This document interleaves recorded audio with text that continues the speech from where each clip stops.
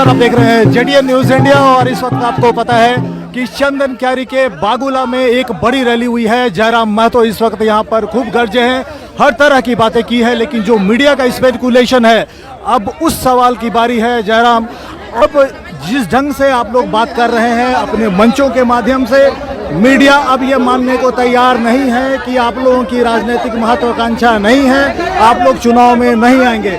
तो जरा ये बता दीजिए कि जो आप बार बार संकल्प दोहराते हैं कि जो 82 या 81 विधायकों को बदलने की जो बात कहते हैं, क्या ये संगठन चुनाव की ओर कदम बढ़ा चुका है?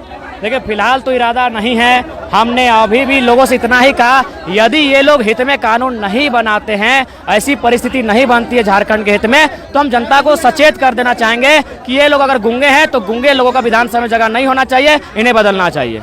जयराम, एक बड़ा सवाल है कि अब साजिशें शुरू हो गई हैं। सूर्य सिंह बेसरा के ऊपर केस हो गया, सुनने में आ रहा है कि तीरथनाथ आकाश के ऊपर मुकदमा होने जा रहा है। लग रहा है कि अब आंदोलनकारियों के ऊपर षड्यंत्र का जो खतरा है वो मंडरा रहा है, लोग अब साजिशों का शिकार होंगे। निश्चय ही, क्योंकि जब आंदोलन जन आंदोलन बनता है तो अच्छी अच्छी सरकारें खौफ में आती है, दहशत में आ जाती है। तो निश्चय ही आज आंदोलन की वजह से सरकारें डरी हैं, वे खौफ में है, खौफजदा है और षड्यंत्र हो सकता है, लेकिन हम लोग गलत नहीं है। हमने हमेशा एक नीति नियम का रास्ता चुना है, हमने हमेशा अहिंसा का रास्ता चुना है। लाखों की भीड़ होती है, लेकिन मजाल है किसी ने कोई गलत शब्द कहा हो। लाखों की भीड़ होती है, लेकिन मजाल हो कहीं ढेला पत्थर चला हो। यही अगर किसी अन्य राज्य का आंदोलन होता तो न जाने बसें जलती, न जाने सड़कों पर ढेला पत्थर होता, लेकिन इस तरह की कोई घटना न हुई है, ना फिलहाल होगी, क्योंकि हमारी लड़ाई नीतिपूर्वक है।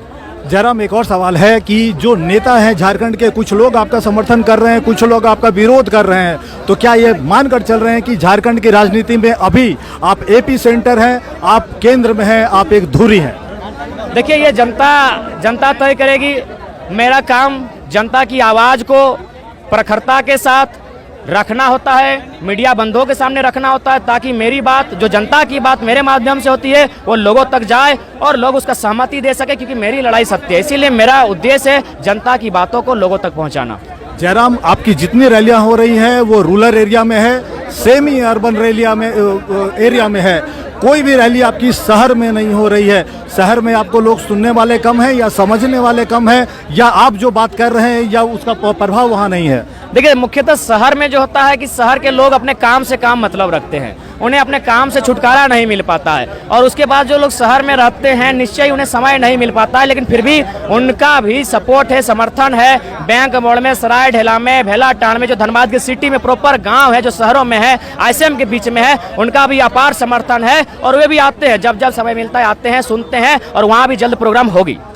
जयराम, मुझे वाइंड अप करना है, मैं आखिरी सवाल ले रहा हूँ। खतियान आधारित उद्योग नीति, खतियान आधारित स्थानीय नीति, नियोजन नीति की आप बात करते हैं, एक सवाल का जवाब आज हमको दे दीजिए कि खतियान आधारित जो उद्योग नीति है इसका मतलब क्या है? क्योंकि ये सवाल इसलिए है क्योंकि बहुत सारा औद्योगिक घराना है झारखंड में, जो परिदृश्य बदला है भाषा आंदोलन के बाद और खतियान के बाद, जो औद्योगिक माहौल है झारखंड का वो बिगड़ने के कगार पर है। तो उद्योग का जो आप बात करते हैं कि नीति, उद्योग नीति आनी चाहिए, खतियान आधारित उद्योग नीति का मतलब क्या है? देखिए, मुख्य आधार होता है, खतियान मुख्य आधार है, आप उसमें थोड़ा सा परिवर्तन कर सकते हैं। जैसे स्थानीय नीति को आप खतियान के आधार पर तय कीजिए और नियोजन को स्थानीय नीति के आधार पर तय कीजिए, तो ये एक दूसरे के पूरक है। रह गया उद्योग नीति का सवाल, तो मैं सीधा कहना चाहूंगा कि झारखंड में नया उद्योग नहीं बनना चाहिए। जो पुराने उद्योग हैं, जो मृत अवस्था में, उन्हें जीवंत किया जाए, और साथ ही आप पुनः उसमें सर्च करें, सर्वे करें कि जिनका उद्योग में जमीन गया है वे खतियानी जो रैयत है उनका सर्वे करें, और उनको